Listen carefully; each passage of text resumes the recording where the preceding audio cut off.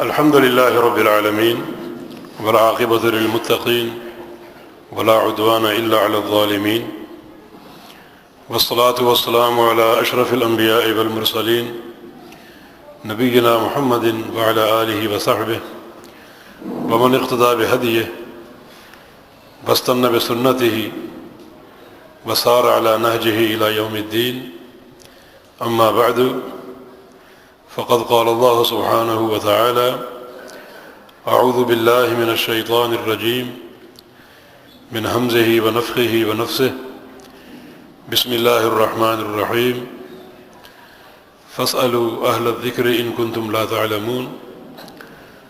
وقال رسول الله صلى الله تعالى عليه وسلم: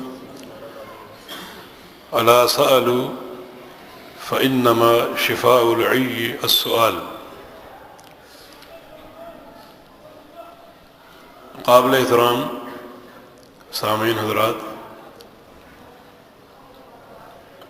یہ سوال و جواب کی ایک نشست رکھی گئی ہے اور آپ کے سوالات کے جوابات دینے کے لیے مجھ ناچیز کا انتخاب کیا گیا، اور میں قطعاً اپنے آپ کو اس کا اہل نہیں پاتا، لیکن محض ساتھیوں کے اصرار کی بنا پر حاضر ہوا ہوں، کیونکہ یہ ایک کڑی ذمہ داری ہے۔ اللہ پاک کا فرمان ہے کہ فَاسْأَلُوا أَهْلَ الذِّكْرِ إِن كُنتُمْ لَا تَعْلَمُونَ، کہ تم سوال کرو اہل ذکر سے۔ ذکر سے مراد قرآن و حدیث ہے، یعنی ان سے جن کے پاس قرآن و حدیث کا علم ہو اور جو قرآن و حدیث کی روشنی میں جواب دے سکے۔ ان کنتم لا تعلمون، اگر تمہیں کسی مسئلے کا علم نہ ہو۔ تو اس آیت مبارکہ میں کچھ ذمہ داریاں بیان ہوئی ہیں سوال کے حوالے سے، کہ سائل کی یہ ذمہ داری ہے کہ سوال کرنے کے لیے ہر کس و ناکس کا انتخاب نہ کرے، بلکہ اہل ذکر کا انتخاب کرے، اور سوال میں یہ شرط ہونی چاہیے کہ اس کا جواب قرآن و حدیث کی روشنی میں دیا جائے۔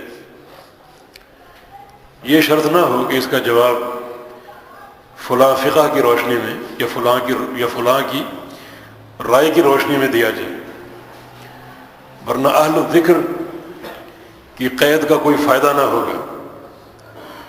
کتاب و سنت کی روشنی میں سوال ہو اور اسی روشنی میں جواب دیا جائے،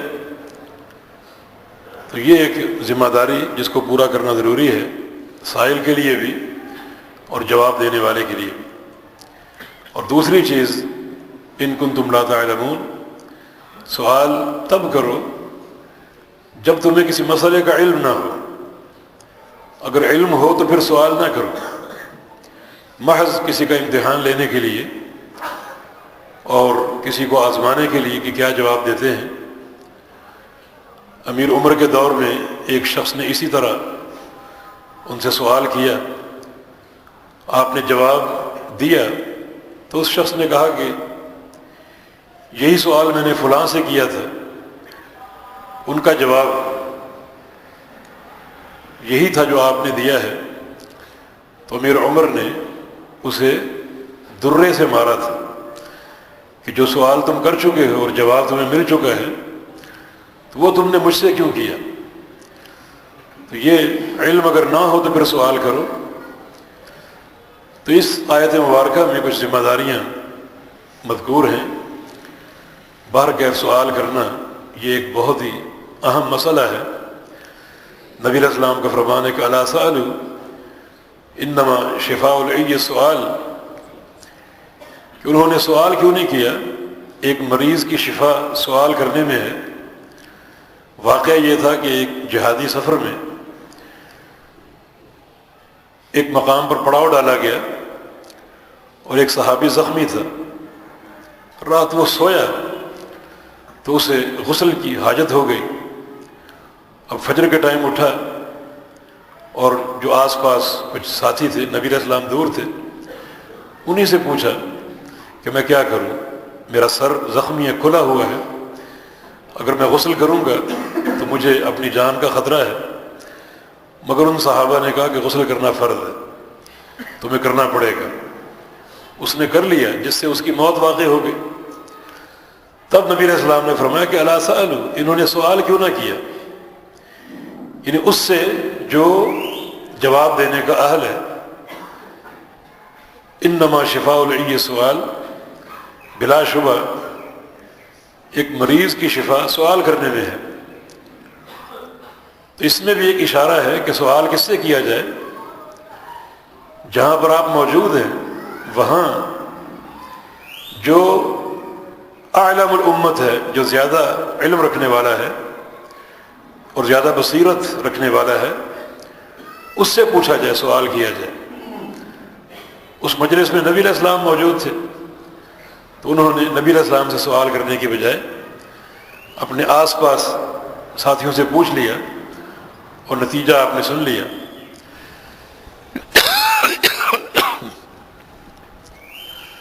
تو ان نصوص سے کچھ ذمہ داریاں ہمارے سامنے آتی ہیں کہ ہمیشہ ملحوظ رکھیں۔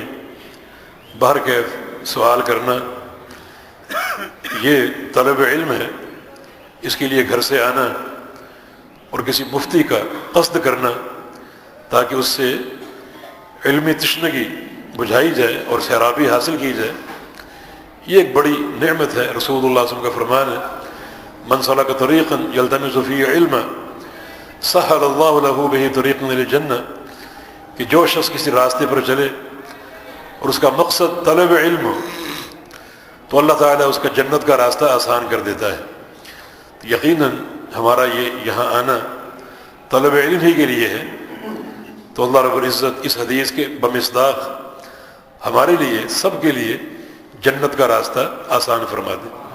اور جو آداب ہیں سوال کے تعلق سے، اللہ رب العزت ہمیں انہیں ملحوظ رکھنے کی توفیق عطا فرما دے۔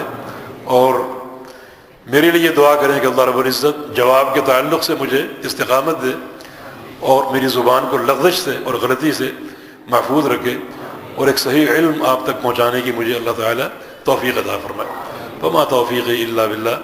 کوشش یہ ہوگی کہ درست کتاب و سنت کے مطابق بات کی جائے، تاہم ہر صحیح جواب اللہ تعالیٰ کی توفیق سے ہے، اور ہر میری غلطی شیطان کی طرف سے ہے۔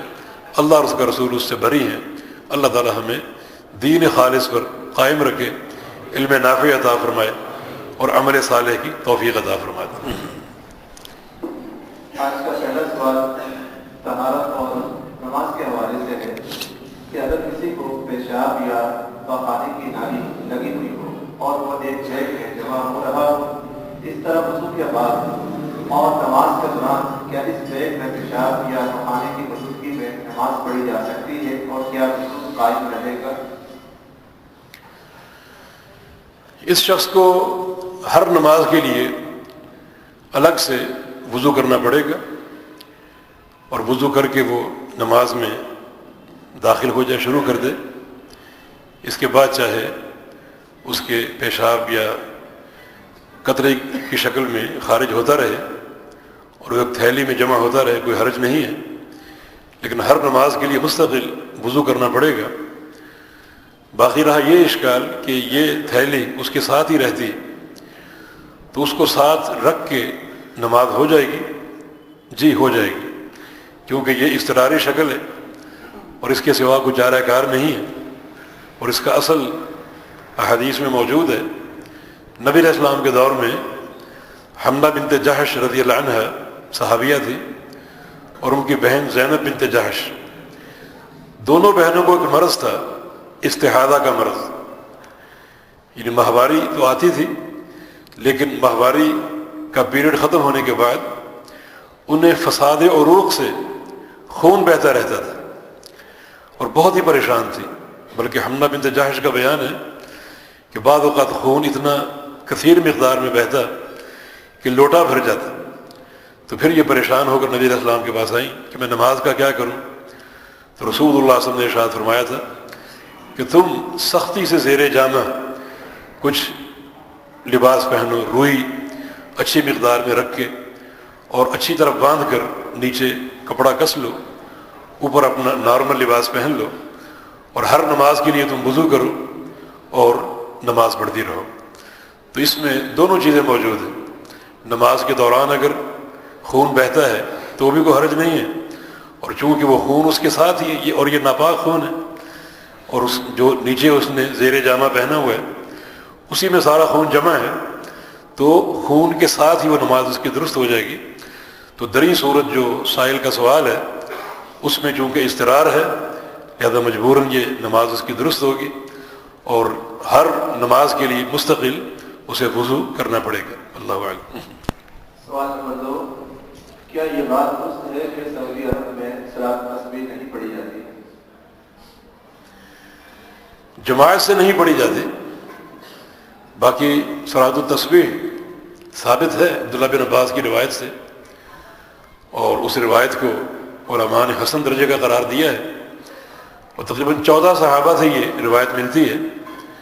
تو ان احادیث کا مجموعہ حسن درجے تک پہنچتا ہے تو نماز تو ثابت ہے، لیکن جماعت کا اہتمام کرنا، اس کے لیے اعلان کرنا کہ فلاں مقام پر تسبیح کی نماز ادا ہوگی، یہ سب چیزیں بدعت ہیں اور نبی علیہ السلام کے عمل سے اور قرون اولیٰ کے عمل سے ثابت نہیں ہے۔ تو میرے علم کے مطابق جماعت سے یہ نماز کہیں بھی نہیں ہوتی، باقی فرداً لوگ پڑھتے ہوں گے کیونکہ سنت سے یہ نماز ثابت ہے۔ واللہ اعلم۔ سعودی عرب اور پاکستان میں لیلۃ القدر کی 7 راتیں الگ الگ شمار ہوتی ہیں، تو اس صورت میں لیلۃ القدر کی رات کون سی ہوگی؟ اپنے چاند کا اعتبار ہم کریں گے، کیونکہ اللہ رب العزت نے ہمیں یہی حکم دیا، من شہد منکم الشہر فلیصمہ، کہ جو اس مہینے میں موجود ہو وہ روزے رکھے۔ تو مہینے میں موجودگی یہ چاند دیکھنے سے ہوتی ہے، صوموا لرؤیتہ، کہ تم چاند کو دیکھ کے روزہ رکھو۔ تو اپنے چاند کا ہم اعتبار کریں گے جو اللہ نے ہمیں حکم دیا ہے اس کے مطابق۔ اگر مطالعے کے اختلاف کی بنا پر کہیں چاند پہلے نظر آ گیا یا کہیں بعد میں نظر آ گیا تو ان کی لیلۃ القدر ان کے حساب سے ہوگی اور ہمارے حساب سے ہوگی۔ یعنی ہر مقام پر چونکہ حکم اللہ رب العزت کا موجود ہے اور چاند ہی کا اعتبار ہے ان تمام عبادات کے لیے، تو ہم اس چاند کا اعتبار کر کے روزہ رکھیں گے، اور ہماری تاریخوں کے مطابق جو شب قدر بنے گی، جو طاق راتیں انہی میں شب قدر آئے گی، اور کہیں اگر ایک آدھ دن کا فرق ہے تو وہاں لیلۃ القدر کا آنا ان کے مطلع اور ان کے چاند کے حساب سے ہوگا۔ اللہ رب العزت کی رحمت میں کوئی تنگی نہیں ہے، لہذا ہر مقام کا اپنا حساب ہے اور شب قدر کا بھی اپنا تاریخوں کے مطابق اس کا حساب ہوگا۔ سوال نمبر 4، نومولود کے کان میں آذان اور تکبیر کہی جاتی ہے، اس کی شرعی حیثیت ہے؟ کچھ احادیث سے اذانوں کا ذکر ملتا ہے، اگرچہ ان کی سند میں کلام ہے، لیکن امت کا عمل اس پر موجود ہے، اس لیے اذان کہنے میں کوئی حرج نہیں ہے۔ جی۔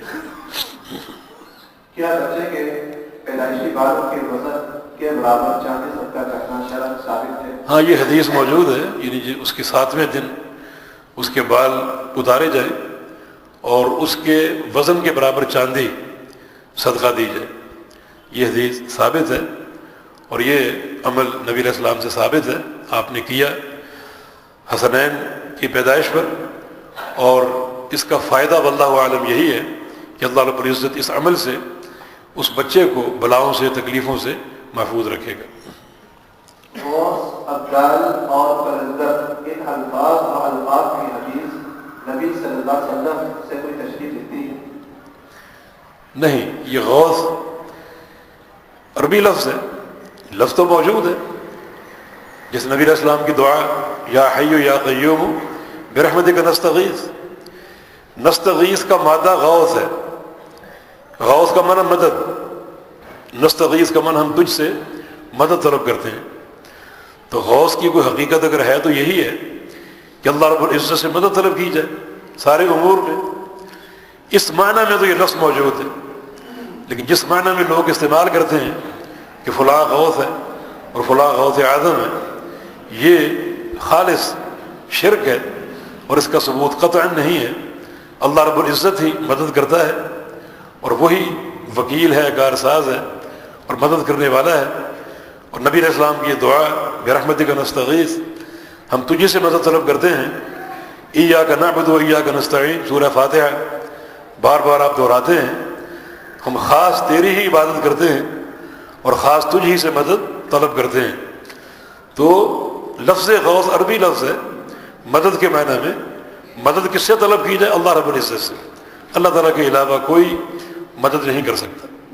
جتنے امور ہیں ان کی دو قسمیں ہیں، ایک امور فوق الطاقہ ہوتا ہے اور ایک تحت الطاقہ۔ ایک امر وہ ہے جس میں آپ کسی کی مدد کر سکتے ہیں، کسی کو پانی پلانا، کھانا کھلانا، یہ ایک مدد ہے، مگر یہ بندے کی طاقت کے تحت ہے۔ اور ایک امر ہے فوق الطاقہ، یہ بندہ اس کی طاقت نہیں رکھتا، ان امور میں اللہ رب العزت کے علاوہ کوئی مدد نہیں کر سکتا۔ اور جو تحت الطاقہ جو امور ہیں، کسی کو پانی پلا دینا، کسی کو کھانا کھلا دینا یا کسی کے ساتھ تعاون کر دینا، یہ بندہ کرتا تو ہے مگر توفیق اللہ کی طرف سے ہوگی۔ اس طرح لفظ قطب، یہ قاف طوئے اور با، یہ عربی لفظ ہے۔ قطب بولتے ہیں وہ ایک لکڑی یا لوہے کا جو سوا ہوتا ہے، جو چکی میں گاڑا جاتا ہے اور چکی کے پارٹ اس لوہے کے سوئے میں سے منسلک ہوتے ہیں اور گھومتے ہیں۔ تو وہ جو لوہے کا سوا ہے وہ اس چکی کا محور ہے، دونوں پارٹ اسی کے ساتھ گھومتے ہیں، یہ قطب کا معنی ہے۔ تو لفظ تو عربی ہے، موجود ہے، لیکن جس معنی میں لوگ استعمال کرتے ہیں وہ شرک ہے کہ فلاں قطب ہے یا فلاں قطب عالم ہے، بڑا شرک ہے۔ یعنی قطب عالم کا معنی یہ ہے کہ فلاں شخص کی حیثیت یہ ہے کہ پوری دنیا کا محور ہے، وہ دنیا اس پر قائم ہے، اس پر گھوم رہی ہے، اس پر چل رہی ہے۔ حالانکہ دنیا قائم ہے صرف اللہ کی توفیق سے، دنیا چل رہی ہے اللہ کے چلانے سے۔ کوئی ایسا اس معنی میں قطب نہیں ہو سکتا کہ وہ دنیا کا محور ہو اور دنیا اس پر قائم ہو اور اس کے ساتھ معلق ہو اور اس کے ذریعے گھوم رہی ہو یا اس کے ساتھ گھوم رہی ہو، یہ سب کا سب پرلے درجے کا شرک ہے۔ لفظ ابدال، یہ لفظ بھی عربی لفظ ہے، بعد لام اس کا مادہ ہے، اور بدل کا معنی یعنی کوئی چیز تبدیل کرنا، ایک چیز تبدیل کر کے دوسری چیز اس کی جگہ لانا، تبدیلی، یہ لفظ ہم استعمال کرتے ہیں۔ تو ابدال بدل کی جمع ہے، ابدال بدل کی جمع ہے تبدیلی کے معنی میں، لیکن یہ ثابت ہے ابدال، دنیا میں ابدال ہوں گے، جس میں ابو داود کی حدیث نبی علیہ السلام نے فتنوں کا ذکر کیا اور فرمایا کہ کچھ قوموں سے جنگیں ہوں گی اور پھر شام سے کچھ ابدال آئیں گے اور کچھ اصائب آئیں گے اور لوگ ان کے ہاتھ پر بیعت کریں گے، ان کے ہاتھ پر لوگ بیعت کریں گے۔ تو ابدال کا ذکر ہے۔ مسند احمد کی ایک حدیث ہے کہ نبی علیہ السلام نے فرمایا کہ الابدال فی امتی 30، ابدال میری امت میں 30 ہوں گے۔ اس کی سند میں کلام ہے، لیکن ابو داود کی وہ حدیث مقبول ہے، اس کی سند ثابت ہے۔ تو شام سے ابدال کا آنا اور لوگوں کا ان کے ہاتھ پر بیعت کرنا نبی علیہ السلام کی احادیث سے معلوم ہے۔ ابدال کا معنی کیا ہے؟ ابدال کا معنی جماعت الصالحین، نیک لوگوں کی جماعت، نیک لوگوں کی جماعت۔ یہ جماعت 1 2 یا 8 10 یا جتنے بھی اللہ چاہے ہر وقت ہر دور میں موجود ہوں، جہاں بھی ہوں، کسی بھی مقام پر۔ ایک اگر فوت ہوگا دوسرا اس کی جگہ پر قائم ہو جائے گا، اللہ اس کو پیدا کر کے کھڑا کرے گا۔ یعنی جس طرح انسان پیدا ہوتے ہیں، علم حاصل کرتے ہیں، تو ایک فوت ہوگا دوسرا آ جائے گا۔ تو چونکہ دوسرا اس پہلے کی جگہ آئے گا، اس کو بدلہ بولتے ہیں، اس کے بدلے میں آنا، اس کے عوض میں آنا، اس لیے ابدال کو ابدال کہا جاتا ہے۔ تو ابدال کا معنی جماعت الصالحین، نیک لوگوں کی جماعت۔ تو نیک لوگ ہر وقت موجود ہیں اور ہر وقت موجود رہیں گے. تو یہ اتنا ذکر احادیث سے ملتا ہے. باقی ابدال کے بارے میں جو تصور لوگوں نے قائم کر رکھا ہے وہ تصور باطل. وہ صرف نیک لوگ ہیں، جیسے نیک ہوتے ہیں ویسے. نیک کون ہے؟ جس میں تقویٰ ہو، عقیدہ ہو، منہج کی پابندی ہو اور زہد و ورع ہو، اچھے اخلاق ہو. یہ سب صالحیت ہے. تو بس یہ ابدال. باقی ان کے بارے میں عقیدے رکھنا کہ وہ دنیا کو اٹھائے ہوئے ہیں، ایک اس کونے میں ایک اس کونے میں، اور سب نے چاروں طرف سے دنیا کو اٹھایا ہوا ہے، یہ وہ چیزیں ہیں جن کا دین سے کوئی تعلق نہیں. تو صالحین کا دنیا میں موجود ہونا بمعنی ابدال یہ ثابت ہے. لیکن جو تصورات ہم نے ابدال کے بارے میں قائم کیے ہیں وہ سارے کے سارے باطل. باقی قلندر تو عربی لفظ ہو سکتا ہے، اور جو لوگ ہمارے معاشرے میں جو لوگ بندر نچاتے ہیں انہیں قلندر کہا جاتا ہے. تو لوگ کس معنی میں استعمال کرتے ہیں کہ دنیا میں 2 قلندر ہے، کوئی کہتا ہے 2.5 قلندر ہے، کوئی کہتا ہے 3 قلندر ہے. یہ 2.5 پتہ نہیں کیسے ہوتے ہیں. تو یہ تصورات سارے باطل. پوری کائنات وہ نیکی اور تقویٰ کے کسی معیار پر پہنچ جائے، سب اللہ کے بندے اور اللہ کے فقیر ہیں اور اللہ کے محتاج ہیں. کسی میں کسی قسم کے تصرف کی کوئی طاقت نہیں اور کوئی صلاحیت نہیں. اس تعلق سے کسی کو غوث کہنا، قطب کہنا، ابدال کہنا، قلندر کہنا، یہ سب چیزیں خلاف کتاب و سنت، خلاف عقیدہ اور خلاف توحید. اللہ تعالی ہمیں عافیت دے اور سچے عقیدے پر قائم رکھے. اگر کسی فوری نوٹس کا مسئلہ درپیش ہو اور فیصلہ بھی فوری کرنا ہو، استخارے کے لیے وقت بھی نہ ہو، تو اس صورت میں ہمیں کیا کرنا چاہیے؟ اللہ تعالیٰ سے دعا کی جا سکتی ہے. مثلا جو استخارے کا مفہوم ہے کہ یا اللہ میرے لیے اس معاملے میں بہتر چیز کا انتخاب فرما دے. ایک چھوٹی سی دعا ہے اللہم خیر لی واختر لی. اس کی سند ضعیف ہے مگر اس کا معنی صحیح ہے. یعنی اللہ تعالیٰ سے کہا جائے کہ یا اللہ اس معاملے میں میرے لیے بہتر چیز منتخب فرما دے اور بہتر چیز میرے لیے پسند فرما لے. تو یہ دعا کی جا سکتی ہے اگر فوری کوئی فیصلے کی نوبت آ جائے اور استخارے کی مہلت نہ ملے. البتہ اگر استخارہ کر لیا جائے، کیونکہ استخارے میں کوئی وقت نہیں لگتا، 5 منٹ 6 منٹ. اگر آپ باوضو ہیں 2 نفل پڑھ لیں، اس کو اختصار سے پڑھ لیں اور بعد میں استخارے کی دعا جو آدھے منٹ میں پڑھی جا سکتی وہ پڑھ لیں. تو اتنا وقت نہیں لگتا کہ بندہ سمجھے کہ مجھے اس میں بڑا وقت صرف ہو جائے گا. اگر اس کی بھی یعنی صورت نہیں بن رہی اور وقت نہیں مل رہا تو اللہ تعالیٰ سے ویسے دعا کر لیجیے کہ یا اللہ اس معاملے میں بہتر فیصلے کی توفیق دے دے اور اچھی چیز میرے لیے منتخب فرما لے. جو اللہم خیر لی واختر لی کا معنی ہے وہ حدیث ضعیف ہے، اس کو مسنون سمجھ کر نہ پڑھے. مگر چونکہ معنی درست ہے تو یہ چھوٹی دعا پڑھ کر اللہ پر توکل کر کے اگر وہ مسئلہ شریعت کے مطابق ہے تو اس کو کر گزرے. اللہ تعالیٰ توکل کرنے والوں کا بہترین کارساز ہے. کیا حکومت کے خلاف خروج کیا جا سکتا ہے؟ نہیں، کیونکہ خروج سراسر فتنہ ہے. ہاں رسول اللہ صلی اللہ علیہ وسلم نے خروج کا معنی بغاوت، خروج کا معنی بغاوت کہ ایک شخص حکومت وقت سے بغاوت پر اتر جائے اور اس کے قوانین کو پامال کرے، کوئی سمع و اطاعت نہ کرے اور پھر حکومت سے قتال اور لڑائی کرنے پر آمادہ ہو جائے. یہ سب خروج کے معنی ہیں جو کہ درست نہیں.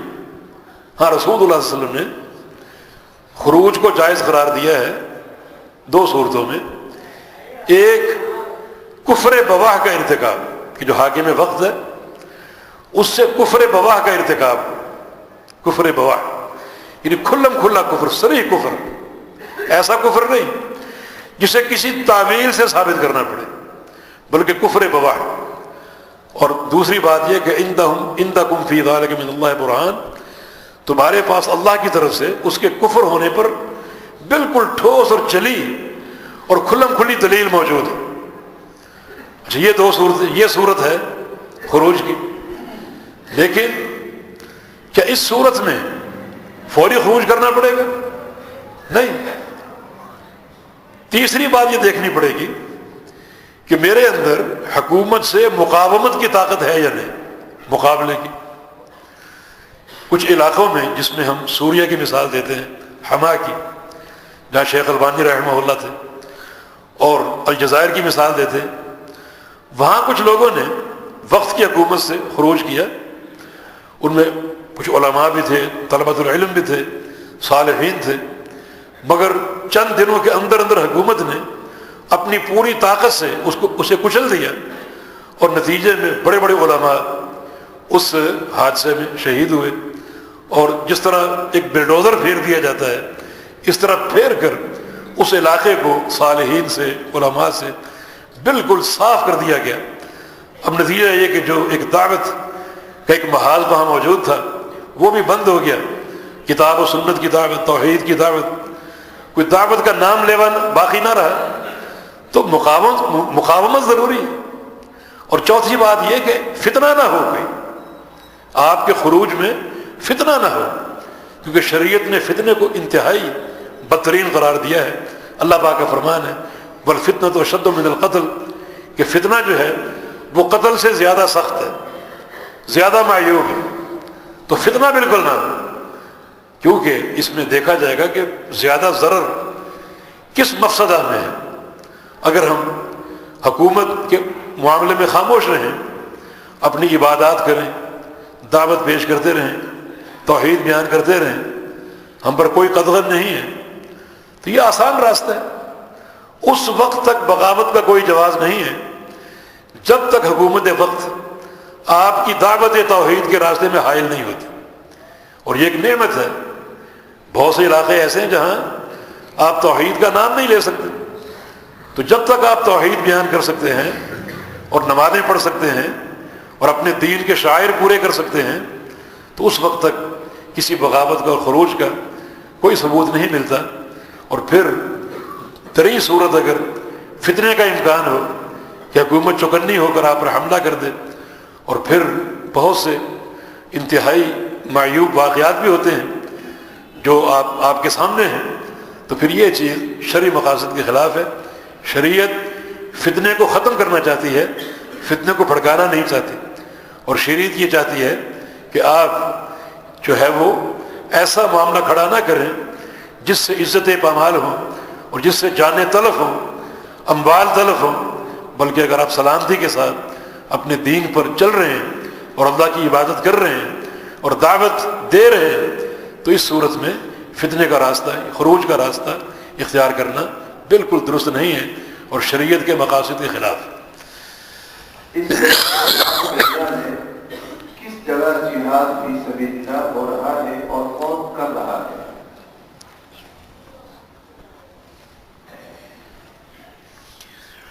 جہاد کی دو قسمیں ہیں، ایک ہے جہاد طلب اور ایک ہے جہاد دفع۔ جہاد دفع، دفاعی جہاد، دشمن آپ کے علاقے میں آ جائے اور آپ اس کو نکال رہے ہیں، اس کو دفع کرنا چاہتے ہیں، اپنا دفاع کرنا چاہتے ہیں، یہ جہاد دفع ہے یا جہاد دفاع ہے۔ دوسرا جہاد جہاد طلب، کہ اپنے علاقے سے آپ نکل کر دشمن کے علاقے پر حملہ کرنا چاہتے ہیں، اس سے جنگ کرنے کے لیے، اور اس کو آپ آمادہ پیکار کرتے ہیں۔ یہ دونوں جہاد کی قسمیں ہیں۔ جہاد طلب کہ مسلمان کسی خطے میں اپنے علاقے سے نکل کر دشمن پر حملہ آور ہو، یہ کہیں بھی موجود نہیں۔ اس معنی میں جہاد کہیں بھی نہیں ہو رہا۔ دنیا میں جہاں بھی جہاد ہو رہا ہے وہ جہاد دفع کی حد تک ہے۔ مسلمان ہر مقام پر اپنا دفاع کر رہے ہیں، افغانستان ہو، کشمیر ہو، بوسنیا ہرزیگوینہ، ایریٹریا یا اور بہت سے علاقے، وہاں جہاد دفع ہو رہا ہے۔ ہر مسلم علاقے پر کفار کا استعمار ہے اور کفار وہاں قابض ہونا چاہتا ہے، مظالم وہاں پر ڈھا رہا ہے اور مسلمان اپنا دفاع کر رہے ہیں۔ تو دفاعی معاملہ بعض مقامات پر ہو رہا ہے، لیکن جہاد طلب دنیا میں کہیں بھی نہیں ہو رہا۔ تو دفاعی جہاد میں کوئی لمبی چوڑی شرائط نہیں ہے، اس میں یہی ہے کہ آپ جس حد تک اپنا دفاع کر سکیں آپ کیجئے، اور آپ دیکھیں کہ فلاں مقام پر مسلمان مظلوم ہیں اور کفار ان پر ظلم کر رہے ہیں تو اپنی بساط کی حد تک آپ ان کی مدد کریں۔ تو یہ جہاد ہو رہا ہے، جہاد دفاع کی صورت میں، لیکن جہاد طلب کہیں نہیں ہو رہا، اور جہاد طلب کے لیے امارت شرط ہے، جہاد طلب کے لیے ایک خطہ ارضی شرط ہے، باقاعدہ آپ کی حکومت ہو، اس پر آپ کا نظام چلے، اور نظام بھی توحید کا اور سچا نظام، بالکل سچا حق کا نظام چلے، اور وہاں پورا دین اسلام آپ نافذ کر دیں، حدود اللہ قائم کر دیں، اللہ کی توحید قائم کر دیں، شرک کے اڈے میں شمار کر دیں۔ اب جواز بنتا ہے کہ آپ دشمن پر حملہ کریں، کیونکہ اپنے علاقے کو آپ پاک صاف کر چکے، اپنے علاقے کو پاک صاف کر چکے۔ اب ہمارا یہ حق ہے کہ ہم دوسرے علاقوں کو بھی پاک صاف کریں، اس کے لیے جہاد طلب ہے، خطہ ارضی کا ہونا، ایک امیر کا ہونا، لیکن جہاد دفاع میں کسی امارت کی شرط نہیں ہے، ہر شخص اپنی مقدور بھر اپنا دفاع کر سکتا ہے، اور پیغمبر علیہ السلام کا فرمان ہے من قتل دون مالی فہو شہید، جو شخص اپنے مال کے دفاع میں قتل کر دیا جائے وہ شہید ہے، من قتل دون عرضی فہو شہید، جو اپنی عزت کے دفاع میں قتل کر دیا جائے وہ شہید ہے، من قتل دون اہلی فہو شہید، اور جو اپنے اہل کے دفاع میں قتل کر دیا جائے وہ شہید ہے۔ تو اس کو آپ نے شہادت کا مقام دیا ہے، اور یہ جہاد دفاعی کی شکل ہے۔ کیا ٹیلی فون پر روحانی علاج ہو سکتا ہے؟ مثال کے طور پر آج کل رواج چلا ہوا ہے کہ کسی کی ناک میں درد ہے یا ناک دب رہی ہے، جسم میں درد وغیرہ ہو جائے تو مولانا صاحب ٹیلی فون پر صحیح کر دیتے ہیں۔ دیکھیں، جہاں تک دعا کا معاملہ ہے تو دعا کی تاثیر تو برحق ہے۔ ایک شخص جو مریض ہے، وہ چاہے افریقہ میں بیٹھا ہوا ہے، آپ اس کے لیے دعا کریں تو اللہ تعالیٰ آپ کی دعا کی برکت سے اس کو صحت دے سکتا ہے، ایسا ممکن ہے۔ باقی رہا دم کرنا، تو دم بھی کیا جا سکتا ہے، یعنی ٹیلی فون پر آپ یعنی مریض پر پڑھ کر اس پر پھونک مار سکتے ہیں، تو دم بھی درست ہے، لیکن اس حد تک یہ معاملہ یہیں تک ہے، معاملہ یہیں تک ہے۔ باقی جن لوگوں کا حوالہ آپ دے رہے ہیں کہ بہت سے لوگ دکانیں سجائے بیٹھے ہیں اور ٹیلی فونوں پر یہ کام چلا رہے ہیں، ان کا طریقے واردات کیا ہے؟ ان میں سے بیشتر لوگ جادوگر ہوتے ہیں، اور وہ اپنے جو موکد ان کے تحت ہوتے ہیں جنات وغیرہ، انہیں بھیجتے ہیں، ان کے ذریعے وہ کام کرواتے ہیں، جو کہ سراسر سحر کا معاملہ ہے۔ تو یہ لوگ جو ایک شعبدہ باز اور اپنا ایک کاروبار چمکا کر بیٹھے ہوئے ہیں، ان کے اس شر سے بچنا چاہیے۔ ہاں، اگر صالحین ہیں، متقی اور منہجی لوگ ہیں جو خالص کتاب و سنت کے ساتھ دم کرتے ہیں یا دعائیں کرتے ہیں، ان سے آپ رابطہ کر سکتے ہیں۔ لیکن جو دکانیں سجائے بیٹھے ہیں، ان میں سے بیشتر لوگ عمل سحر کرتے ہیں، بیٹھے بیٹھے استخارے کرتے ہیں، اور اپنے ان موکدین کے ذریعے خبریں معلوم کرتے ہیں، اور ان کو استعمال کر کے لوگوں کو کچھ نہ کچھ ظاہری نفع پہنچا رہے ہیں، مگر ان کے ایمان کا ستیہ ناز کر رہے ہیں۔ کیونکہ پیغمبر علیہ السلام کا فرمان ہے فتنوں کے دور میں یہ کیفیت ہوگی کہ انسان صبح کو مومن ہوگا اور شام کو کافر ہو چکا ہوگا، اور وہ لوگ کافر ہو جاتا ہے جو اس قسم کے لوگوں سے رابطے کر کے اپنے لیے شفا حاصل کرنے کا انتظام کرتے ہیں، کیونکہ یہ عمل سحر ہے، اور سحر کرنا بھی کفر ہے، کرانا بھی کفر ہے، پڑھنا بھی کفر ہے، پڑھانا بھی کفر ہے، اور اگر کسی پر سحر ہو جائے تو اس سحر کو سحر سے توڑوانا بھی کفر ہے، ختم کروانا بھی کفر ہے۔ تو انسان صبح کو مومن، شام کو کافر، شام کو مومن، صبح کو کافر، یہ اس کا ایک مظہر جو اللہ کے پیغمبر نے بیان فرمایا، اس کا یہ مظہر ہے۔ لہذا آپ دعا کی حد تک کریں، اور سب سے نافع چیز یہ ہے کہ خود آپ دعا کریں، خود دعا کریں۔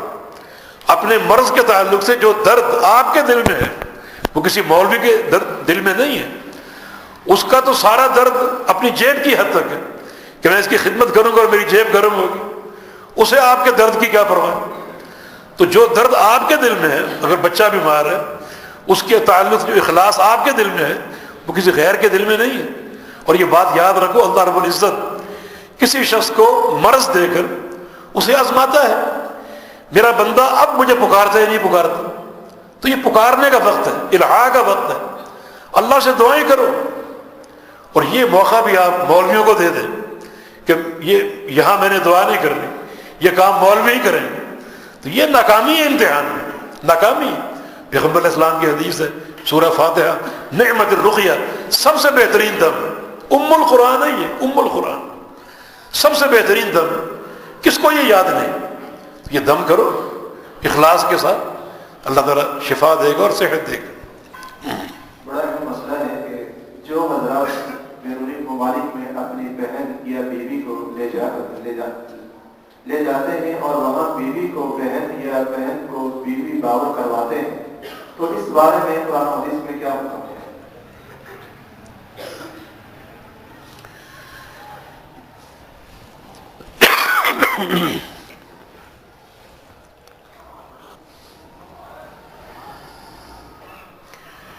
یہ ایک قسم کا غش یا دھوکہ ہے.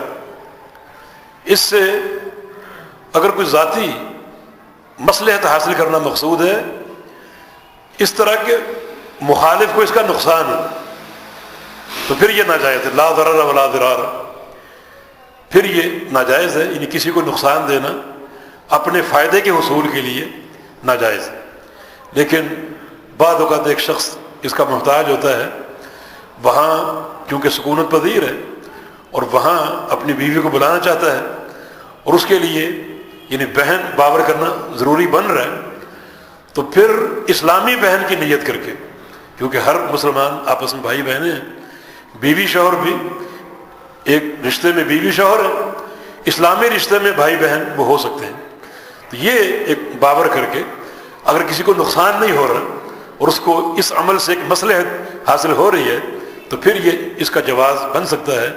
جس کی دلیل ابراہیم علیہ السلام کا واقعہ کہ انہوں نے اپنی بیوی سے کہا تھا کہ بادشاہ وقت چونکہ لوگوں کی بہنوں کو نہیں چھیڑتا اور ان کو رہا کر دیتا ہے اور بیویوں کو اپنے قبضے میں لے لیتا ہے، تم سے اگر پوچھے تو تم کہنا میرا بھائی ہے.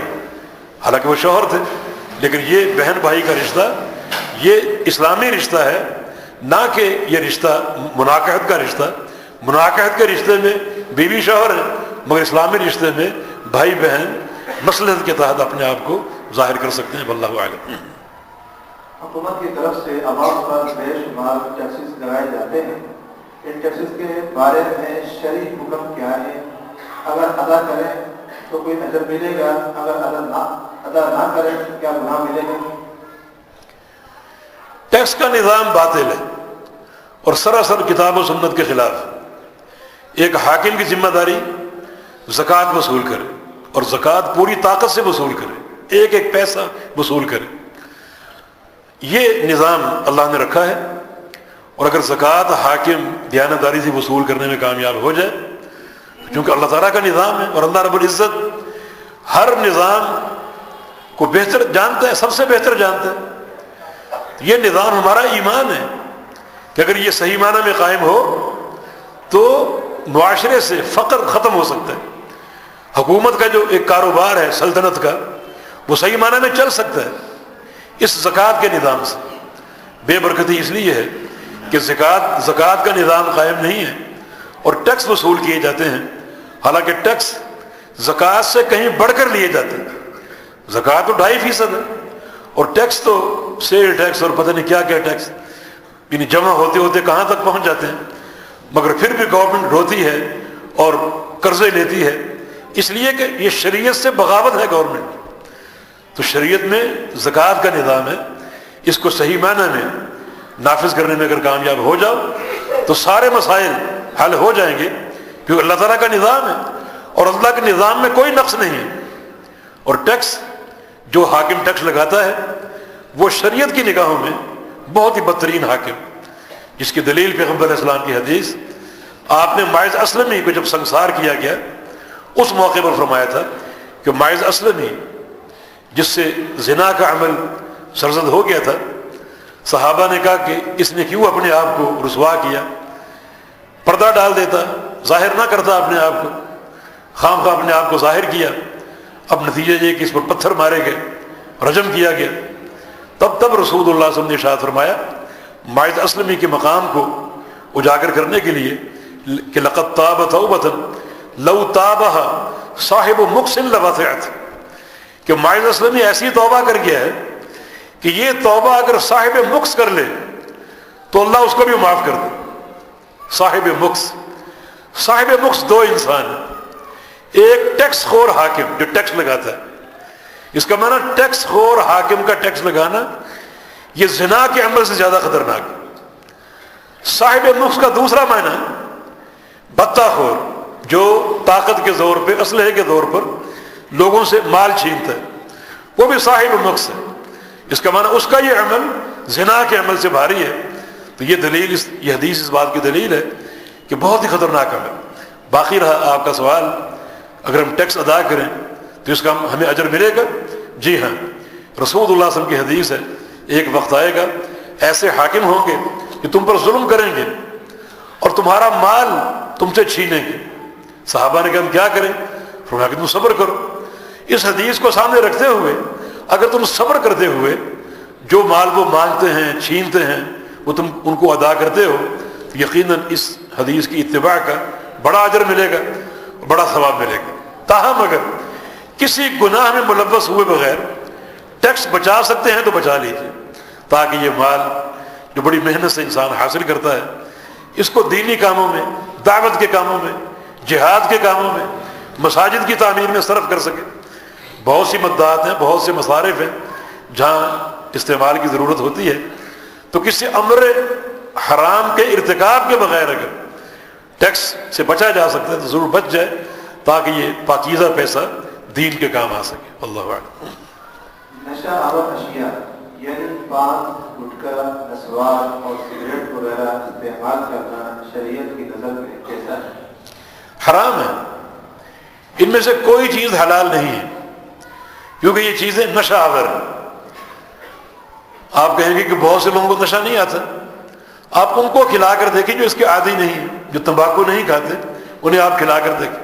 اچھا، پھر پیغمبر علیہ السلام کی حدیث ہے کہ ما اسکر کثیرہ فقلیلہ حرام، جس چیز کی بڑی مقدار اگر نشہ پیدا کر دے اس کی چھوٹی مقدار بھی حرام ہے. یعنی کسی کو 2 کلو تمباکو اکٹھا آپ کھلا دیں تو کیا اس کا حال ہوگا؟ یقیناً وہ نشے سے گر جائے گا، بے ہوش ہو جائے گا. تو اس کی پھر ایک چٹکی بھی حرام. اور ایک حدیث میں نبی علیہ السلام کا فرمان ہے کہ جس چیز کا فرق نشہ پیدا کر دے اس چیز کی چٹکی بھی حرام ہے.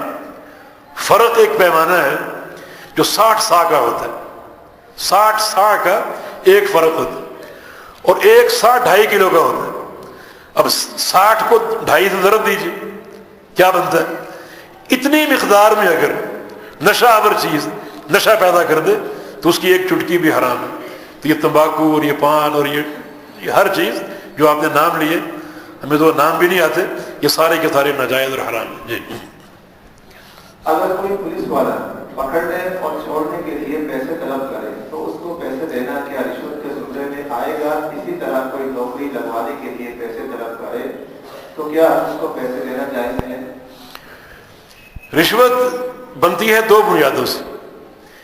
ایک یہ کہ آپ کسی کا حق، جو حق کسی اور کا ہے، اس کا مستحق کوئی اور ہے، اور وہ اپنے نام کرنے کے لیے آپ پیسہ دیں، اور جو دوسرا شخص ہے وہ حق آپ کو دینے کے لیے، حالانکہ وہ کسی اور کا حق ہے، آپ کو دینے کے لیے پیسہ لیتا ہے، تو دینے والا راشی ہے اور لینے والا مرتشی ہے.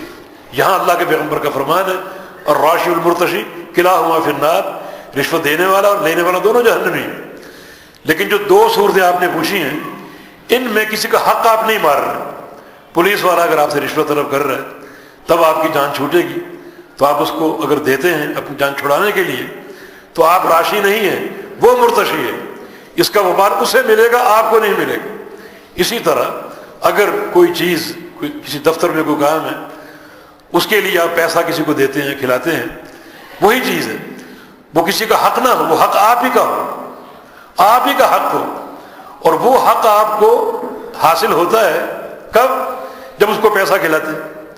وہ جانتا ہے کہ یہ حق آپ کا ہے، یہ پلاٹ آپ کا ہے، یہ کاغذ آپ کا ہے، مگر وہ پیسہ طلب کرتا ہے کہ ہمیں کچھ کھلاؤ پھر آپ کو دیں گے. حق آپ کا ہے، کسی کا حق آپ نہیں مار رہے. تو اس صورت میں بھی آپ راشی نہیں ہیں، وہ مرتشی ہے، اور اس کا سارا وبال اسی شخص پر ہوگا جو پیسہ کھا کر وہ کام کر رہا ہے۔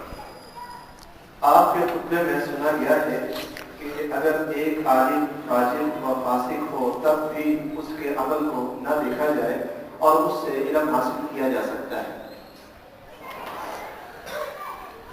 مجھے یاد نہیں ہے کب سنا آپ نے، بہرحال یعنی طلب علم کے لیے خالی فسق و فجور، یعنی ایک شخص کسی برائی کا مرتکب ہے، مثلا ایک عالم ہے سگریٹ پیتا ہے یا تمباکو والا پان کھاتا ہے، تو یہ معصیت ہے اور فسق و فجور ہے۔ ایسے شخص سے طلب علم کی جا سکتی، علم لیا جا سکتا ہے اس سے۔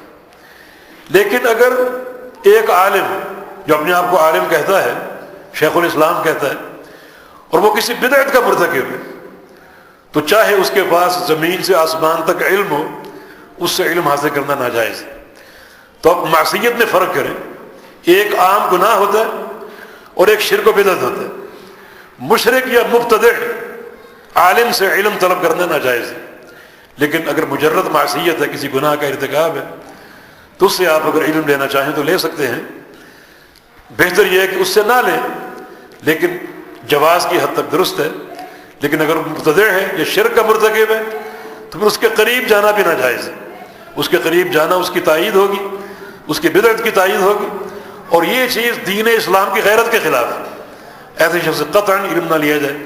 امام بخاری رحمہ اللہ کا قول ہے کہ میں نے 1000 سے زائد محدثین سے علم لیا ہے، اور ایسے کسی عالم سے علم نہیں لیا جو عمل کو ایمان نہیں مانتا۔ اس دور میں یہ بڑا ایک معرکۃ الآراء اختلافی مسئلہ تھا۔ کچھ لوگ کہتے تھے کہ عمل ایمان میں شامل نہیں ہے، اور کچھ محدثین کا نظریہ تھا کہ عمل ایمان میں داخل ہے، جمہور محدثین کا۔ امام بخاری رحمہ اللہ کا موقف بھی یہی تھا کہ عمل ایمان ہے، ایمان میں داخل ہے، اور یہی درست ہے، دلائل سے یہ بات ثابت ہے۔ امام بخاری فرماتے ہیں کہ ایسا کوئی عالم جو عمل کو ایمان نہیں مانتا، اس سے میں نے حدیث نہیں لی۔ تو یہ ایک دینی غیرت ہے۔ تو گناہ میں آپ فرق کر لیں، گناہ اگر صرف معصیت کی حد تک ہے تو ایسے عالم سے علم لیا جا سکتا ہے، لیکن گناہ اگر بدعت اور شرک کی حدود کو چھو رہا ہے اور وہاں تک پہنچا ہوا ہے تو اس کے قریب جانا، اس سے دوستی رکھنا، اس سے علم لینا، اس کی توقیر کرنا، اس کی عزت کرنا، اس کے پیچھے نماز پڑھنا، یہ ساری چیزیں ناجائز اور باطل۔ گلشن میں بہت ہوا، وہاں مسجد کی مساجد بھی موجود ہیں، لیکن اس کے باوجود اس جگہ کو چھوڑ کر دوسری جگہ پر میت کو لے کر جاتا ہے، وہاں پر برادری موجود ہے، تو کیا یہ عمل درست ہے؟ وہاں پر کیا ہے؟ برادری موجود ہے۔ اچھا، دیکھیں جو نبی علیہ السلام کی احادیث ہیں ان پر آپ توجہ دیجئے۔ رسول اللہ صلی اللہ علیہ وسلم کا فرمان ہے کہ جس شخص کے جنازے میں 40 موحدین شامل ہوں اور گواہی دیں اور اس کے لیے دعا کر دیں تو اللہ ان کی سفارش قبول کر لیتے۔ ایک حدیث میں 2 صفوں کا ذکر آتا ہے کہ جس کے جنازے میں 2 صفیں بن جائیں لیکن ہو موحدین اور وہ شفاعت کریں اس کے لیے تو اللہ تعالیٰ قبول فرما لیتے ہیں۔ تو آپ میت کے ساتھ مخلص ہیں یا نہیں؟ یہاں برادری اگر صاحب عقیدہ نہیں ہے اور آپ چاہتے ہیں کہ وہاں لے کر جہاں برادری ہے تو یہ میت کے ساتھ خیر خواہی نہیں، اس کا یہ آخری سفر مرنے کے بعد سب سے بڑا احسان میت پر یہ ہے کہ اس کا غسل اور اس کا جنازہ اور اس کی تدفین بالکل سنت کے مطابق ہو، اور اس کے جنازے میں وہ افراد شریک ہوں جو صاحب توحید ہو، تو ان کی سفارش اللہ تعالیٰ قبول فرمائے گا اور اس کی بخشش فرما دے گا۔ یہ آخری وقت بہت ہی ایک نازک وقت ہوتا ہے، تو اس نے بجائے اس کے کہ ہم اپنی برادری کو دیکھیں اور دیکھیں کہ زیادہ جھمگٹا کہاں ہوگا تاکہ شہرت ہو کہ فلاں کے جنازے میں 10,000 آدمی شریک تھے، اس کا فائدہ نہیں ہے۔ اگر کہیں تھوڑے افراد بھی ہیں لیکن موحد ہیں تو اس کو ترجیح دینی چاہیے، کیونکہ اللہ رب العزت اہل توحید کی دعا اور ان کی شفاعت قبول کرتا ہے، کسی اور کی قبول نہیں کرتا۔ مرد اور عورت کی نماز میں کیا فرق ہے؟ کوئی فرق نہیں، کوئی حدیث ایسی نہیں جس میں مرد یا عورت کی نماز میں فرق ہو، قیام میں فرق ہو، رکوع میں فرق ہو، سجود میں فرق ہو، کوئی فرق نہیں۔ صرف چونکہ عورت مستورہ ہے اور لباس سے اس کا ڈھکا ہوا ہونا ضروری ہے تو لباس کی چند پابندیاں ہیں عورت کے لیے، مثلا ٹخنے سے نیچے ہونا، پاؤں بھی ڈھکے ہوئے ہوں، اور سر بھی پوری طرح ڈھکا ہو. مرد کے لیے یہ شرط نہیں ہے، بلکہ ضروری ہے کہ اس کے ٹخنے ننگے ہوں. نبی علیہ السلام کی حدیث ہے اذرۃ المؤمن الی انصاف ساقیہ، کہ ایک مومن کا لباس آدھی پنڈلی تک ہوتا ہے، نیچے بھی کر سکتا ہے لیکن ٹخنے تک، اس سے نیچے نہیں. لیکن عورت کے لیے ضروری ہے کہ اس سے بھی نیچے ہو اور بہت ہی نیچے ہو. ام سلمہ نے اللہ کے پیغمبر سے پوچھا تھا کہ میں کتنا نیچے اپنا لباس رکھوں، تو آپ نے فرمایا کہ ٹخنے ڈھانپ کے رکھو، پاؤں ڈھانپ کے رکھو. تو کہا کہ پاؤں سے ایک بالشت زیادہ کر لوں تاکہ بالکل پاؤں کھلنے کا امکان ہی نہ ہو. تو رسول اللہ صلی اللہ علیہ وسلم کہ ٹھیک ہے ایک بالشت. تو اس نے عرض کیا کہ یا رسول اللہ صلی اللہ علیہ وسلم اس میں بھی اگر ہوا چلتی ہے تو پاؤں کھلنے کا، برہنہ ہونے کا امکان ہے، میں ایک گز اگر کر لوں پورا ایک ہاتھ. تو فرمایا کہ ہاں ایک ہاتھ تک بھی کر سکتی ہو، اس سے زیادہ نہیں. تو یہاں تک ایک عورت کے لیے پابندی کا ذکر ہے. تو کچھ لباس کے فرق ہیں، باقی قیام میں، رکوع سجود میں، تشہد میں، سلام پھیر میں کسی چیز میں کوئی فرق نہیں ہے. ہمارے شیخ بدیع الدین شاہ راشدی رحمہ اللہ فرمایا کرتے تھے کہ اس فرق کے بارے میں کوئی ضعیف حدیث تو کیا، کوئی موضوع حدیث بھی نہیں. اس کے بعد فرماتے تھے کہ اس کا معنی یہ نہیں ہے کہ کل تم کو موضوع حدیث بنا کر لے آؤ کہ جو موضوع حدیث ہے نہیں، اب تک کسی نے بنائی نہیں، کوئی موضوع حدیث بھی موجود نہیں. جی اگر قریب میں کوئی اہل حدیث کی مسجد نہ ہو تو غیر اہل حدیث کے پیچھے نماز پڑھی جا سکتی ہے یا الگ سے وہاں جا کر نماز پڑھنی جائے؟ دیکھیں، امامت کے لیے صحت عقیدہ ضروری ہے. امام ایسا ہو جس کا عقیدہ صحیح ہو، کتاب و سنت کے مطابق ہو، اور خاص طور پہ توحید کے تعلق سے. یہ ایک افسوسناک حقیقت ہے ہمارے پاکستان میں، اکثر جو ائمہ ہیں وہ کسی سلسلے سے منسلک ہیں. سہروردی ہے، نقشبندی ہے، چشتی یا قادری ہے، اور یہ سلسلے سارے کے سارے صوفیاء کے سلسلے، تصوف ہے ان میں. اور تصوف میں وحدت الوجود اور وحدت الشہود انتہائی خطرناک عقیدے، یہ ان کا حصہ ہے باقاعدہ، جس میں یہاں تک کہا جاتا ہے کہ خالق مخلوق کو پیدا کر کے مخلوق کے اندر داخل ہو جاتا ہے. یہ حلول ہے. ایسے لوگوں کو صوفیہ حلولیہ کہا جاتا ہے. ہر چیز میں اللہ، ہر جگہ اللہ.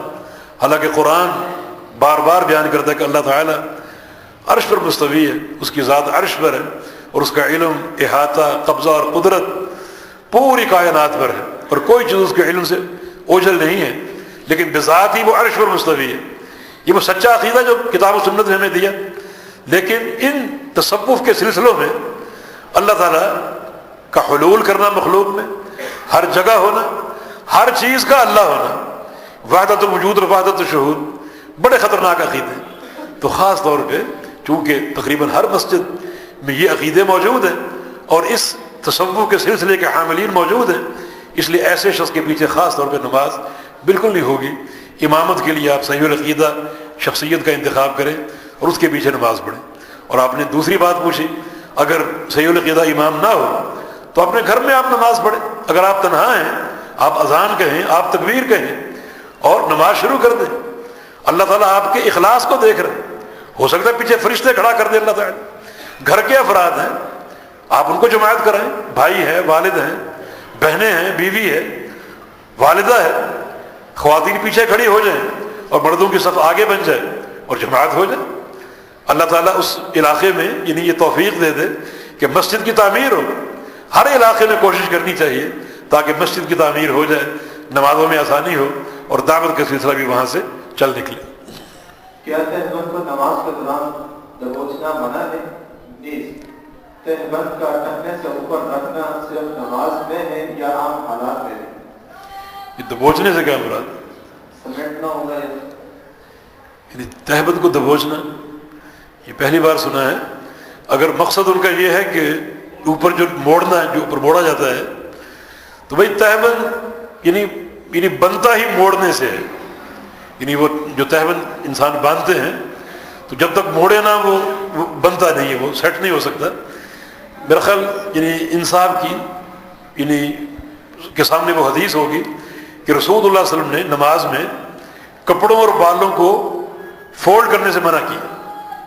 نہا عن نقد النقد الشعر والثياب، کپڑوں اور بالوں کو فولڈ کرنے سے اور موڑنے سے منع کیا۔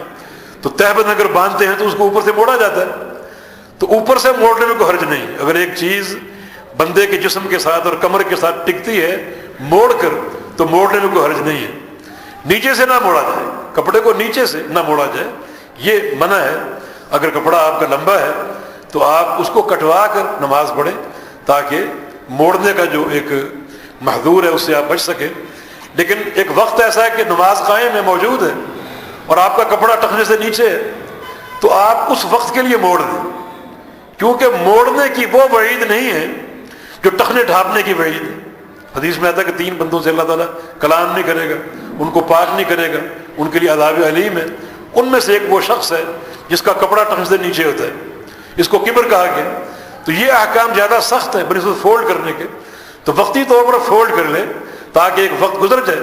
اس کے بعد پہلا کام یہ کرے کہ اس اپنے کپڑے کو کاٹ لے اللہ کی رضا کے لیے، کیونکہ نماز کا فریضہ ہے۔ اور آئندہ یہ احتیاط کرے کہ جب بھی کپڑے کا ناپ دردی کو دے تو ٹخنے سے اوپر رکھ کے ناپ دے، کیونکہ نماز تو ہر وقت آپ نے پڑھنی۔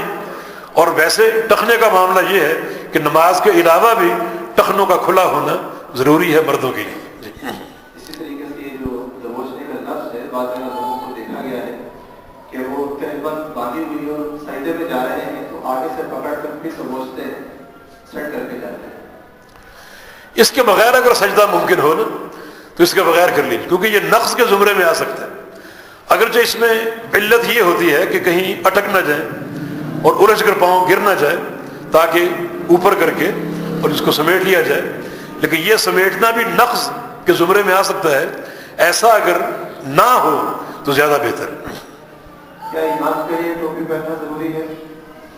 ضروری نہیں ہے، ٹوپی پہننا امام کے لیے مقتدی کے لیے ضروری نہیں ہے، لیکن نماز کی زینت کا حکم اللہ نے دیا ہے، خذوا زینتکم عند کل مسجد، اور زینت میں ٹوپی داخل اور شامل ہے۔ جب آپ کسی معتبر جگہ پر جاتے ہیں تو باقاعدہ آپ ٹوپی اوڑھ کر جاتے ہیں، اور اس کو ایک مروت کے امور میں بھی شمار کیا گیا ہے، تو زینت اختیار کرنی چاہیے۔ تو ایک امام زینت اختیار کر کے جماعت کرائے، لیکن بالفرض اگر نماز کا وقت ہو، ٹوپی موجود نہ ہو، تو کسی تکلف کی ضرورت نہیں ہے، وہ کاشف الراس اور ننگے سر بھی جماعت کرا سکتا ہے۔ آزان میں جب رسول اللہ صلی اللہ علیہ وسلم کا نام آئے تو کیا درود پڑھنا چاہیے؟ اسی طرح قرآن مجید میں جب رسول اللہ صلی اللہ علیہ وسلم کا نام آئے کیا درود پڑھنا چاہیے؟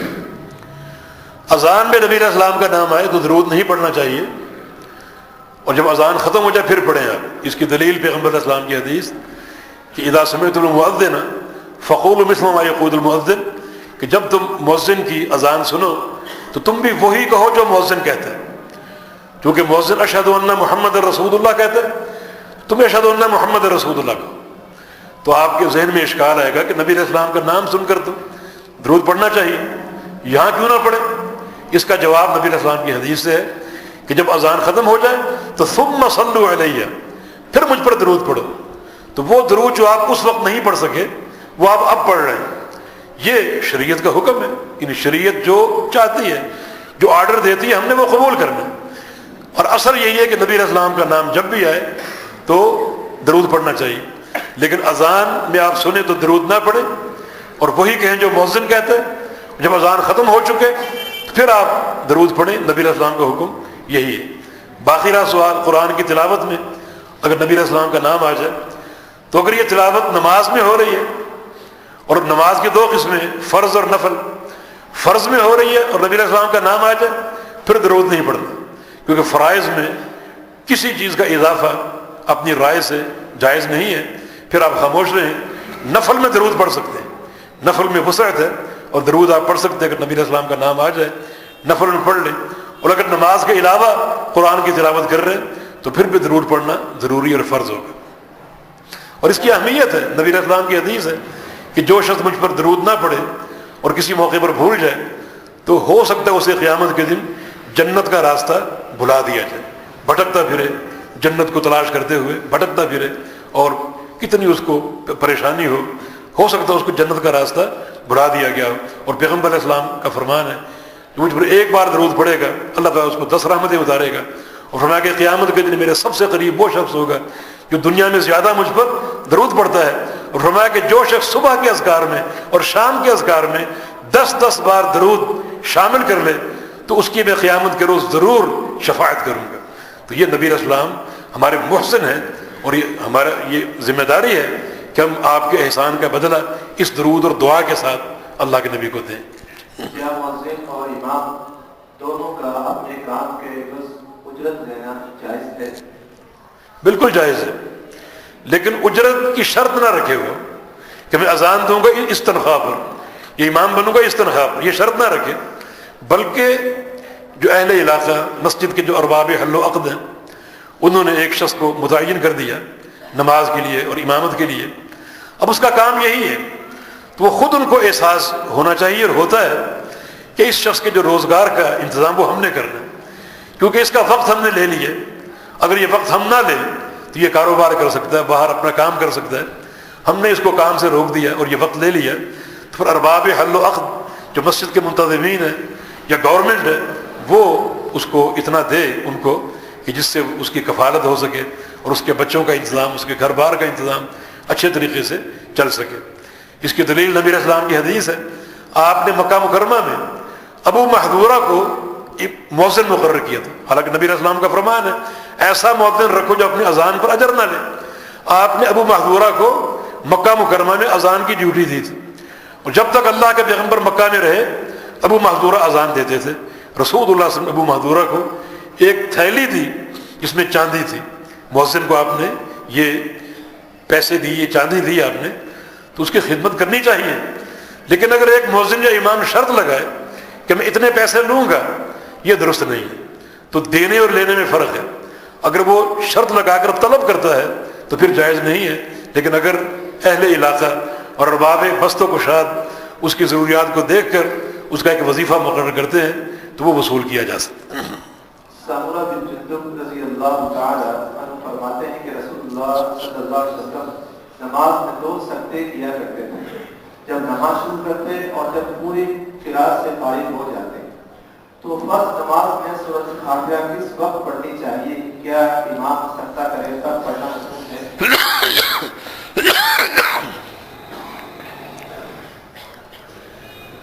سورہ فاتحہ فرض ہے امام کے لیے اور مقتدی کے لیے ہر نماز میں۔ شریعت نے سورہ فاتحہ فرض قرار دی ہے، لا صلاۃ الا بفاتحۃ الکتاب، فرض قرار دی ہے قیام میں، لیکن سورہ فاتحہ پڑھنے کے محل کا تعین نہیں کیا۔ یہ کہا کہ سورہ فاتحہ ضرور پڑھنی، یہ نہیں بتایا کہ کب پڑھنی، یہ نہیں بتایا، قیام میں آپ نے پوری کرنی، اس لیے کسی تکلف کی ضرورت نہیں ہے، کسی تکلف کی ضرورت نہیں۔ اگر کسی مسجد میں امام سورہ فاتحہ پڑھتا ہے، ہر آیت پر ٹھہرتا ہے، اس کے وقف میں آپ سورہ فاتحہ وہ آیت پڑھ سکتے ہیں تو کوئی حرج نہیں، مستحسن ہے۔ اگر وہ وقف نہیں کر رہا اور کوئی سانس نہیں لے رہا بلکہ جلدی اگلی آیت شروع کر دیتا ہے تو آپ امام کی قرات کے دوران قرات کر سکتے ہیں۔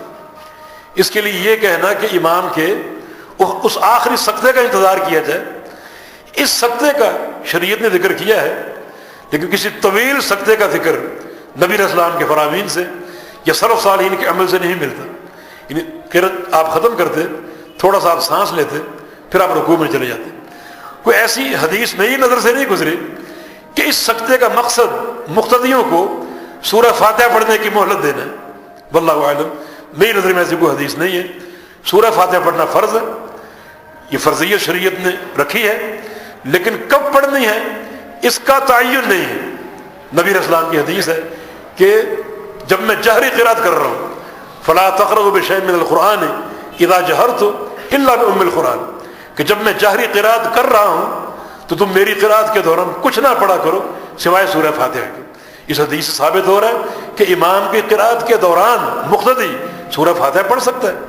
تو اس کے لیے سختوں کا تکلف یہ میرے ناقص علم کے مطابق کسی حدیث میں نہیں ملتا کہ اس سجدے کا مقصد مقتدیوں کو سورہ فاتحہ پڑھنے کا موقع دینا ہے۔ چھوٹا سا سجدہ ہوتا ہے، تھوڑا سا سانس لینا اور پھر رکوع میں چلے جانا، یہ اس حد تک تو ہے، لیکن سورہ فاتحہ کے لیے طویل سجدہ میرے ناقص علم کے مطابق کسی حدیث سے ثابت نہیں ہے، واللہ اعلم۔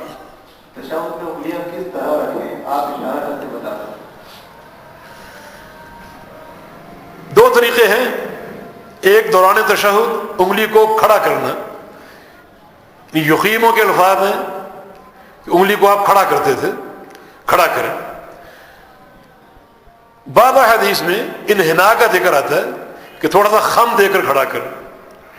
یہ خم والی حدیث ضعیف ہے، اور کھڑا کرنے والی حدیث زیادہ قوی ہے۔ اور اس میں ایک مصلحت اور بھی ہے کہ کھڑا کرنے کی صورت میں انگلی کا رخ پورا قبلے کی طرف ہوگا، انحناء کریں گے تو زمین کی طرف ہوگا، کھڑا کریں گے تو انگلی قبلے کی طرف ہوگی۔ تو یہ ہے ایک حالت انگلی کے اشارے کی۔ دوسرا، بعض حدیث میں انگلی کی تحریک اور اشارے کا ذکر ہے، وہ دعا کے ساتھ مقید ہے، یشیر و یدعو، کہ اللہ کے پیغمبر دعائیں مانگتے جاتے اور انگلی سے آپ حرکت تحریک بھی فرماتے۔ تو اب بعض حدیث میں اقامت الاصبع کا ذکر، انگلی کو کھڑا کرنا، اور بعض میں اشارہ اور تحریک کا، انگلی کو ہلانا۔ ان دونوں حدیث میں تطبیق یہ ہے کہ آپ شروع میں انگلی کھڑی رکھیں، اور جب دعائیں شروع ہو جائیں تو انگلی کی تحریک آپ شروع کر دیں۔ تو اس طرح ان دو مختلف احادیث میں جمع اور تطبیق کی شکل ممکن ہوگی۔ انحناء والی حدیث اس کو علماء نے ضعیف کہا ہے۔ جی، کیش اور ادھار کاروبار میں قیمتوں کے فرق میں کیا سود کا اثر شامل ہے؟ یہ سودا درست ہے تین چیزوں کے تعین کے ساتھ۔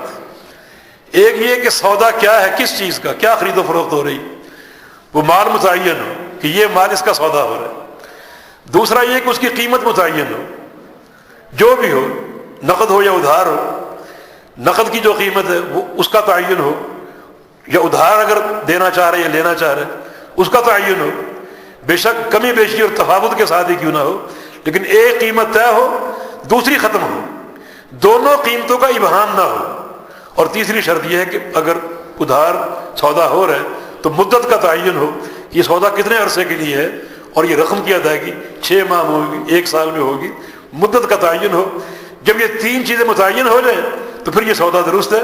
اس کے بعد اس میں کمی بیشی کرنا، کوئی تبدیلی کرنا، وقت سے پہلے اگر مال یا قیمت دے دی تو اس میں کمی کر دینا، وقت کے بعد اگر دی تو اس میں اضافہ کرنا، اس قسم کی کمی بیشی کی صورتیں ابہام پر منتج ہوتی ہیں، جو کہ جائز نہیں ہے۔ سارا معاملہ صراحت کے ساتھ ہو۔ اور اگر سودے میں یہ چیز طے ہو کہ اتنی مدت ہے، لیکن اگر اس میں تاخیر ہوئی تو اتنا اضافہ ہوگا، اور ایک شخص یہ سمجھتا ہے کہ میں اضافہ نہیں ہونے دوں گا، سودا کر لیتا ہوں، تو چونکہ یہ سودا ایک باطل شرط پر قائم ہے تو پھر یہ جائز نہیں ہوگا، پھر یہ جائز نہیں ہوگا۔ یعنی ایگریمنٹ میں یا معاملے میں ایسی کوئی شرط جو کتاب و سنت کے خلاف ہے، اس شرط پر سودا نہیں ہو سکتا۔ گو آپ کو یقین ہو کہ میں مدت بڑھنے نہیں دوں گا، لیکن پھر بھی چونکہ شرط باطل ہے اس لیے پھر سودا درست نہیں ہوگا۔ تین چیزوں کا پورا تعین ہو بغیر کسی ابہام کے، پھر یہ درست ہے۔ واللہ اعلم۔ ویسے اس مسئلے میں علماء کا اختلاف ہے، اور بہت سے علماء نے اس کے جواز کا فتویٰ دیا ہے۔ اس لیے آج دنیا میں تقریباً ہر اسلامی ملک میں، سعودی عرب ہے، کویت ہے، امارات وغیرہ، ہر ملک میں یہ قسطوں کا کاروبار چل رہا ہے۔ باقی ہمیں ایک تشویش یہ ہے، یہ سودا اگر بینک کے ذریعے ہے تو چونکہ یہ ایک ریلیف آپ لے رہے ہیں اور ایک سہولت آپ لے رہے ہیں ایک ایسے ادارے سے جو کہ سودی ہے، تو سودی ادارے سے کوئی سہولت لینا یہ محل نظر ہے۔ اگر یہ کام کوئی دکاندار کر رہا ہے، کوئی کمپنی کر رہی ہے تو پھر جواز کی شکل ہے، لیکن سودی ادارے سے نہیں، کیونکہ سودی ادارے سے آپ ایک سہولت لے رہے ہیں جو کہ درست نہیں ہے۔ ویڈیو درست دیکھنے کے بارے میں شرعی حکم کیا ہے؟ پھر ویڈیو کی اساس فوٹو ہے، تصویر ہے، اور تصویر کے احکام بڑے سخت۔ نبی علیہ السلام کا فرمان ہے کہ اِنَّ أَشَدَّ النَّاسِ عَذَابًا يَوْمَ الْقِيَامَةِ الْمُصَوِّرُونَ، کہ سب سے سخت عذاب قیامت کے مصورین کو ہوگا۔ اور فرمایا کہ اِنَّ أَشَدَّ النَّاسِ عَذَابًا يَوْمَ الْقِيَامَةِ الَّذِينَ يُضَاهِئُونَ بِخَلْقِ اللَّهِ، کہ سب سے سخت عذاب ان کو ہوگا جو اللہ کی خلق کے ساتھ تشبہ پیدا کرتے ہیں، یہ تصویریں بناتے ہیں یا بنواتے ہیں۔ حدیث میں آتا ہے کہ قیامت کے روز مصور کو بلایا جائے گا اور اس کی تصویر کو بھی، اور اللہ فرمائے گا کہ اس میں روح پھونکو، ڈھانچہ تم بنائے تھے آج روح پھونکو۔ تو پھر یہ معاملہ بہت ہی جو ہے وہ سخت وعید کا حامل ہے۔ ان وعیدوں کو پڑھ کر یقیناً دل کانپ اٹھتا ہے کہ تصویر سے انسان کوئی شغل رکھے یا تصویر بنائے یا بنوائے کسی مقصد کے خاطر، یعنی دروس وغیرہ ہیں یا دعوت کی ایک مہم ہے، بھائی تصویر کی جو حرمت کی اساس اس پر غور کرو. یعنی کچھ لوگ کہتے ہیں کہ کون سا کوئی ہم فلمیں دیکھ رہے ہیں، فلمیں بنوا رہے ہیں، یہ فلمی ایکٹر کی فوٹو لے رہے ہیں، یہ ایکٹرس کی فوٹو لے رہے ہیں. یہ تو نہیں. میں سمجھتا ہوں واللہ اعلم کہ ایک فلمی ایکٹر کی فوٹو کی بجائے ایک عالم کی فوٹو زیادہ خطرناک ہے. کیوں؟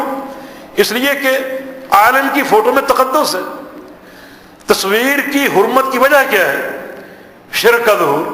یعنی قوم نوح میں جو شرک آیا وہ انہی مجسموں کی بنا پر اور تصویروں کی بنا پر آیا. آہستہ آہستہ ان کا لوگوں نے احترام کیا، پھر ان کی اولادیں آئیں، انہوں نے ایک قدم اور آگے بڑھ کر غلوب اختیار کیا حتیٰ کہ ان کی پوجا شروع ہو گئی. تو یہ پوجا کسی ایکٹر کی نہیں ہو سکتی، ہاں ایک عالم کی ہو سکتی جس کا تقدس، جس کا احترام آپ کے دل میں ہو. آپ کے گھر میں اس کی فوٹو ہے تو آگے چل کر وہ فوٹو آپ کی اولادوں کو، پوتوں کو گمراہ کر سکتی ہے. اس لیے یہ شناعت ایک عالم کی فوٹو میں زیادہ ہے. جو آپ کا سوال ہے، اگر ایک عالم کی ویڈیو جو ہے وہ کوئی درس کی کیسٹ ہے، اسے دیکھنا کیسا ہے، تو یہ دیکھنا یہ چھوٹا ایک معذور ہے، اور بنوانا اور بنانا یہ بڑا گناہ ہے. دیکھنے کی حد تک کوئی حرج نہیں ہے، دیکھی جا سکتی ہے، اگرچہ دیکھنے میں اس فوٹو کی ایک تائید کو مشہور کرنے والی بات ہوتی ہے. لیکن بہرحال کسی درس سے استفادہ آپ کرنا چاہتے ہیں تو کر لیجئے، لیکن بنانا اور بنوانا یہ تصویر کے زمرے میں ہے اور درست نہیں. کیا رسول اللہ صلی اللہ علیہ وسلم سے آب زمزم کے علاوہ کھڑے ہو کر پانی پینا ثابت ہے؟ جی ہاں، نبی علیہ السلام کا ایک معلق مشکیزے سے جو چھت سے لٹک رہا تھا اس کو آپ نے کھولا اور اس میں سے پانی پیا. جائز ہے، درست ہے. کھڑے ہو کر پانی پینا جائز ہے، لیکن یہ مستحب کے خلاف ہے، کیونکہ پیغمبر علیہ السلام کا فرمان ہے کہ جو شخص کھڑے ہو کر کھائے یا پیے وہ قے کر لے. یعنی یہ ایک وعید ہے، ایک زجر، ایک ڈانٹ اور توبیخ کا انداز ہے.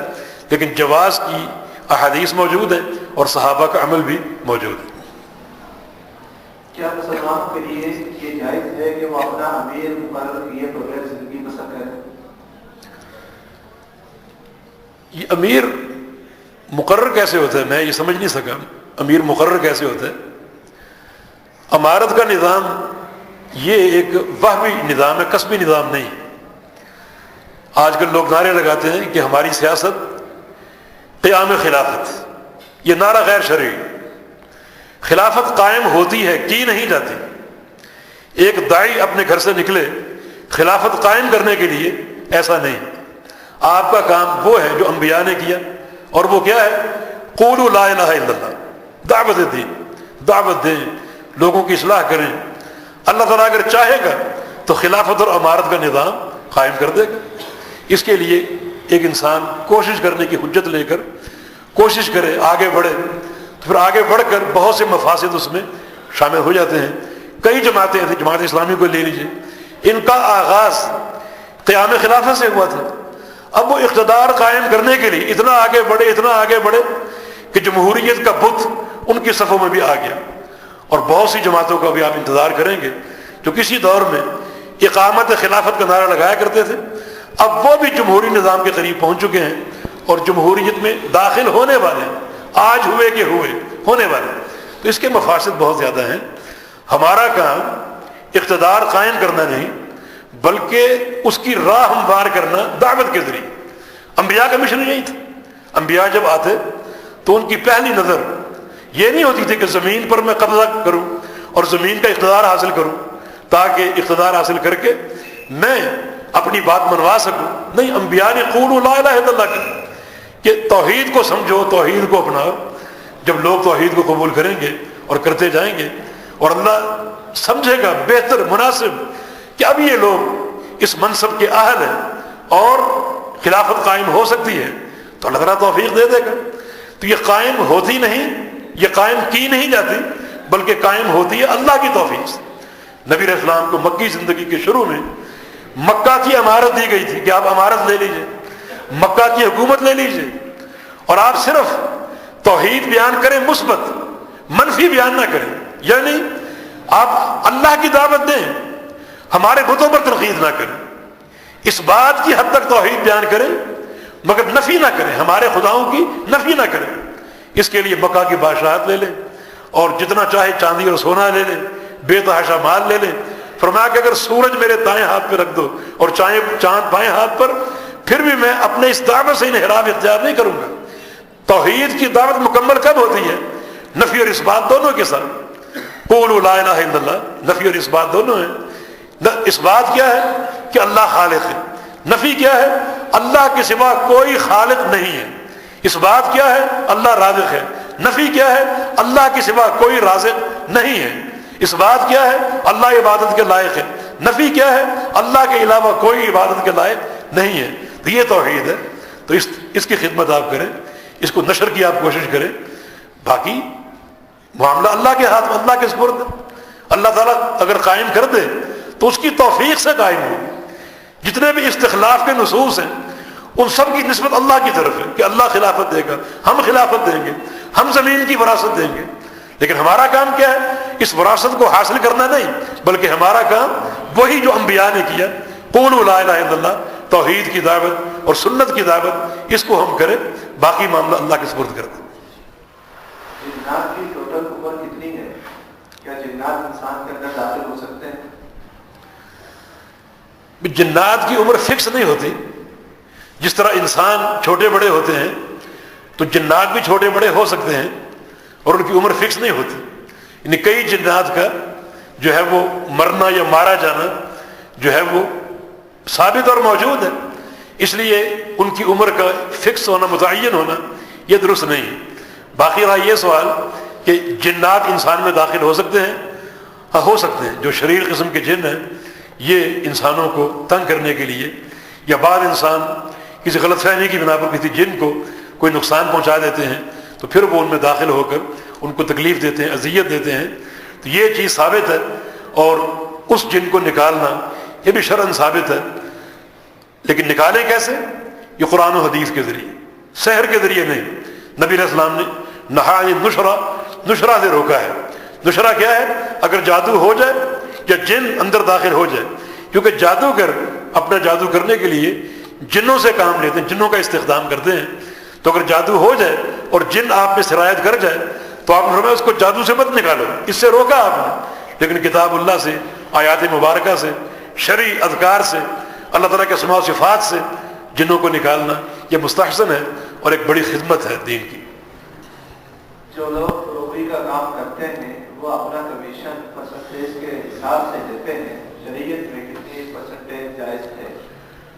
بروکری میں اپنا کمیشن پرسنٹیج پر لینا درست ہے. یعنی جو بھی طے ہو جائے، المسلمون علی شروطہم، مسلمان اپنی شرط پر ہیں، 1%، 2%، جو بھی طرفین میں طے ہو جائے تو وہ لے سکتے ہیں اور وہ دے سکتے ہیں.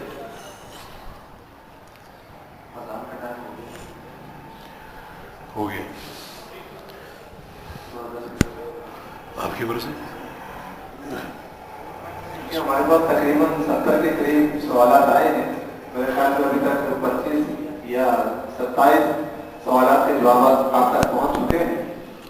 یا تو یہ کہتے ہیں کہ 10 منٹ اور آگے، یا پھر آپ شیخ صاحب سے گزارش کر سکتے ہیں کہ آئندہ کسی پروگرام کو جاری رکھیں گے، کسی آئندہ ماہانہ تحقیقی پروگرام کے اندر ٹائم دے دیں تو ہمارے لیے بہت خوش نصیبی کی بات ہے.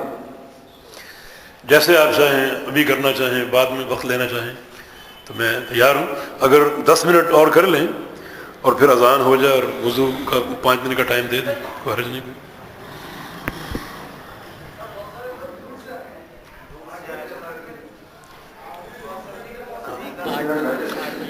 یا ہم مختصر کر لیں. جی ہمارے ایک قرآن اندازی کے انداز میں ایسا ہے کہ ہر پیج میں سے ایک سوال پڑھ دیتا تو جو بھی آپ تک پہنچ جائے، باقی پھر بعد میں دیکھا جائے گا. اگر پروگرام سیٹ ہوتا ہے تو پھر اعلان کر دیا جائے. دوبارہ آئیں گے تو اس کا اجر ملے گا آپ کو انشاءاللہ. جو شخص خط بناتا ہے، یعنی کلیم شیف کے ابتدا میں نماز پڑھی جا سکتی ہے؟ بھئی کلین یعنی شیو کرنا اور خط بنانا دونوں ناجائز ہیں، کیونکہ دونوں چیزیں اوف اللحا کے خلاف ہیں. نبی علیہ السلام کو داڑھی پوری رکھو، تو خط بنانے میں بھی یعنی اوف اللحا کی مخالفت ہے، اور شیو کرنا تو بالکل ہی مخالفت ہے. تو ایسے شخص کو امام مقرر کرنا درست نہیں. جس وقت نصب امامت کا وقت ہے کہ امام کس کو رکھا جائے تو دیکھ بھال کے رکھیں. نبی علیہ السلام کا فرمان جو زیادہ قرآن کا قاری ہو اور عالم بالسنہ ہو، اور سنت کو جاننے والا عمل کرنے والا ہو، اس کو آپ امام رکھیں. تو ایسے شخص کو امام نہ بنائیں. لیکن بالفرض اگر آپ مسجد میں آئے اور جماعت کھڑی ہے اور ایک شخص جماعت کرا رہا ہے جو کلین شیو ہے یا خط اس کا بنا ہوا ہے، تو اس کے پیچھے نماز آپ پڑھ لیں، کیونکہ یہ فسق و فجور ہے. اور ایسے امام کی امامت میں نماز آپ پڑھ لیں، مگر اس کو مستقل امامت کے منصب پر فائز کرنا درست نہیں ہے. یہ پیغمبر علیہ السلام کے فرامین کے خلاف ہے اور شریعت کے جو امامت کے مقاصد ہیں ان کے خلاف. اگر مغرب کی نماز نہ پڑھی ہو اور عشاء کی نماز ہو رہی ہو تو کس ترتیب کے ساتھ نماز پڑھی جائے؟ جو نماز کی ترتیب ہے. ہماری ترتیب یہ ہے کہ پہلے مغرب پھر عشاء. آپ نے مغرب نہیں پڑھی اور عشاء کا وقت ہو چکا اور عشاء کی جماعت قائم ہے، تو آپ مغرب میں شامل ہوں عشاء کی نیت سے، اور پھر جب جماعت ختم ہو، آپ کی مغرب ہو چکی، تو پھر آپ عشاء بعد میں پڑھیں. اس میں اشکال آپ کے ذہن میں یہ ہوگا کہ عشاء کی 4 رکعت اور مغرب کی 3 رکعت ہیں. کوئی حرج نہیں، ایک رکعت آپ کی نفل کے طور پہ ادا ہو جائے گی، اس کا آپ کو اجر ملے گا. لیکن نمازوں کی ترتیب بہت ضروری ہے. اگر آپ عشاء کی نماز پڑھیں اور مغرب کی نماز آپ کو معلوم آپ نے نہیں پڑھی، تو آپ کی عشاء کی نماز ہو ہی نہیں سکتی. صرف شریعت نے ایک شکل کو استثناء دیا ہے اور وہ ہے بھول جانا. جو نماز بھول جائے، آپ نے عشاء کی نماز پڑھ لی اور آپ کو مغرب بھول چکی، اب عشاء آپ نے پڑھ لی، اب آپ کو یاد آیا کہ آپ نے مغرب نہیں پڑھی، تو اس کو شریعت نے قابل معافی قرار دیا ہے. اب آپ مغرب پڑھ لیں، اگرچہ ترتیب معکوس ہو گئی ہے لیکن یہ ایک استثنائی شکل ہے. لیکن اگر آپ کو پتہ ہے اور یاد ہے کہ آپ نے مغرب نہیں پڑھی اور عشاء پڑھنا چاہتے ہیں تو وہ عشاء کی نماز نہیں ہوگی. کیا اس مفہوم کی کوئی حدیث موجود ہے کہ جہاد کا قیامت جاری رہے گا یا ہاتھوں میں ہوتا رہے گا؟ ہاں، حدیث موجود ہے، الجہاد ماض الی یوم القیامہ. اور ایک اور حدیث میں یعنی جس میں دجال کا ذکر بھی ہے، اس وقت تک جہاد قائم ہے اور قیامت تک قائم رہے گا. لیکن اکثر لوگ اس حدیث کے فہم میں غلطی کھاتے ہیں. وہ سمجھتے ہیں کہ شاید جہاد ہمیشہ رہے گا، ہر روز ہوگا، ہر گھڑی ہوگا. یہ نہیں ہے. قیامت تک قائم رہے گا، لیکن جہاد ہوگا کب؟ جب اس کی ضرورت ہوگی. جہاد 2 ہیں، ایک جہاد باللسان ہے، دعوت کا کام، اور ایک جہاد بالسنان، تلوار سے جہاد. شریعت میں اصل جہاد باللسان ہے. یہ ہر آن ہے، ہر روز ہے، ہر گھڑی ہے. دعوت کا کام ہر گھڑی، ہر آن. حتیٰ کہ میدان جہاد میں، میدان قتال میں بھی آپ کا آغاز جہاد باللسان سے ہوگا. دشمن کو دعوت دے اسلام کی اور توحید کی. اس کا نمبر بعد میں پیغمبر علیہ السلام کی حدیث ہے کہ اسلام رجل واحد خیر لی من قتل الف کافر. میری زبان سے ایک کافر اسلام قبول کر لے، یہ زیادہ بہتر ہے اس چیز سے کہ میری تلوار سے 1000 کفار کا قتل ہو. 1000 کفار کے قتل سے، میری دعوت سے ایک کافر کا مسلمان ہونا زیادہ مجھے محبوب ہے اور پسندیدہ ہے. تو دعوت ہر وقت ہے، ہر گھڑی، ہر روز. کوئی آپ غلطی دیکھیں، آپ دعوت کا کام کریں اور اپنے بھائیوں کی اصلاح کا کام کریں. لیکن جہاد کب ہوگا؟ جب اس کی ضرورت ہوگی. وہ ضرورت کب ہے؟ ہماری دعوت چل رہی ہے، کوئی طاغوت اس دعوت کے راستے میں حائل ہو رہا ہے اور سینہ تان کے کھڑا ہو گیا، رکاوٹ بن رہا ہے، تو پھر اس گردن کو کاٹنے کے لیے، اس سینے کو توڑنے کے لیے، اس غرور کو توڑنے کے لیے آپ تلوار اٹھائیں. جب ہماری دعوت کے راستے میں روڑے اٹکائے جائیں، کیونکہ اصل دین دعوت پر قائم ہے، اصل اساس دعوت ہے. تو یہ اصل چیز ہے کہ دعوت ہر وقت ہے، لیکن جہاد بوقت ضرورت ہے. قیامت تک رہے گا، لیکن کب ہوگا؟ جب اس کی ضرورت ہوگی. اس کا معنی یہ نہیں کہ ہر وقت جہاد ہوگا، یہ معنی نہیں ہے، بلکہ امت اور وہ طائفہ جہاد میں رہے گا. لیکن جہاد کب کرے گا؟ جب اس کی ضرورت ہوگی. اللہ کے پیارے پیغمبر محمد رسول اللہ صلی اللہ علیہ وسلم، آپ کا آپ شیڈول آپ دیکھ لیں. آپ نے غزوہ احد کی، غزوہ بدر کیا، اور غزوہ بدر کے بعد غزوہ احد، ان کے درمیان تقریباً 1 سال کا وقفہ ہے. بیچ میں چھوٹی چھوٹی مہمات ہوئی ہوں گی، لیکن ہر وقت تو نہیں، ہر گھڑی تو نہیں. ہر وقت آپ نے دعوت کا کام کیا، ارشاد کا کام کیا، افہام و تفہیم کا کام کیا. لیکن تلوار کب اٹھائی؟ تلوار آپ کی نیام سے کب نکلی؟ جب اس کی ضرورت محسوس ہے. جی صرف 2 سوالات کے جواب. 5 سال سے میاں بیوی میں بغیر کسی وجہ کے علیحدگی ہے، تو کیا ان کے درمیان طلاق واقع ہو جائے گی؟ کتنے عرصے تک علیحدگی سے طلاق واقع ہو جاتی ہے؟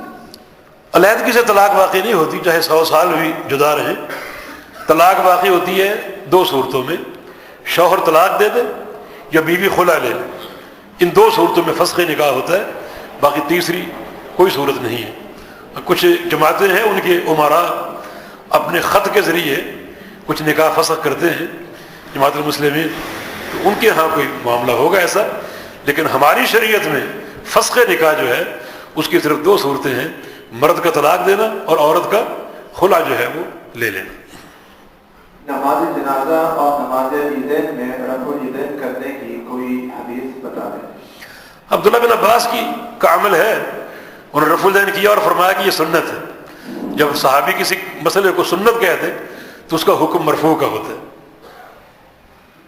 ایک سوال، کیا زکوٰۃ کے پیسے لے کر گھر کی مرمت کرائی جا سکتی ہے؟ اگر گھر کی ایسی ضرورت ہے جو قابل مرمت ہے، مثلا گھر بے پردہ ہے، چھت نہیں ہے اور اس کا بچوں پر اس کا اثر پڑتا ہے دھوپ کا، بارش کا، یا بے پردہ ہے تو اس کو پردہ دار بنانا ہے، یا بعض گھر غیر محفوظ ہوتے ہیں تو اس کو ذرا اونچا کروانا تاکہ وہ محفوظ ہو جائے، تو اس قسم کے مقاصد کے لیے اگر گھر کی تعمیر کی ضرورت ہے تو زکوٰۃ لی جا سکتی۔ بارک اللہ فیک، سبحانک اللہم و بحمدک، اشہد ان لا الہ الا انت، استغفرک۔